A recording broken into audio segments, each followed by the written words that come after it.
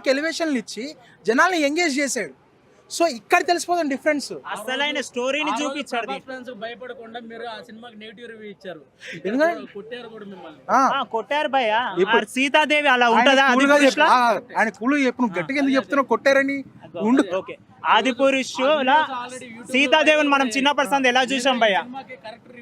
చిన్నప్పటి సంది మనం సీతాదేవిని ఎలా చూసాం? ఆదిపురుష్ లో సీతాదేవి ఎలా ఉంది? మీ బాలీవుడ్ వాళ్ళు అట్లా ఉంటేనే మీకు సినిమా కనిపిస్తుందా?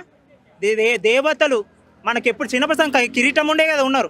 మన సీతాదేవిని మన భద్రాచలంలో ఉంది, ఇప్పుడు అయోధ్యలో ఉంటుంది. అట్లాంటి ఆదిపురుష్ ఆ టైటిల్ పెట్టినప్పుడు ఎలాంటి సినిమా తీయాలి ఆ డైరెక్టరు క్లాస్ తీసుకోవాలి మన ప్రశాంత్ వర్మ దగ్గరకు వచ్చి. ఈయన టేకింగ్ చూడండి, ఆయన టేకింగ్ చూడండి. 600 కోట్ల బడ్జెట్ ఎక్కడ, 60 కోట్ల బడ్జెట్ ఎక్కడ?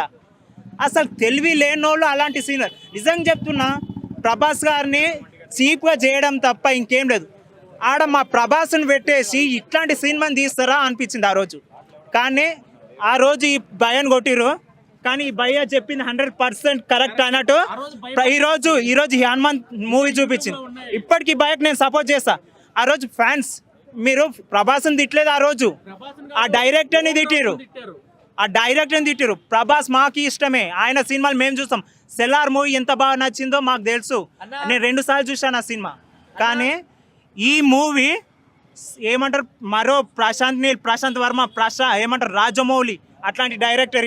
ఇట్లాంటి డైరెక్టర్ని మనం అస్సలు మిస్ కావద్దు.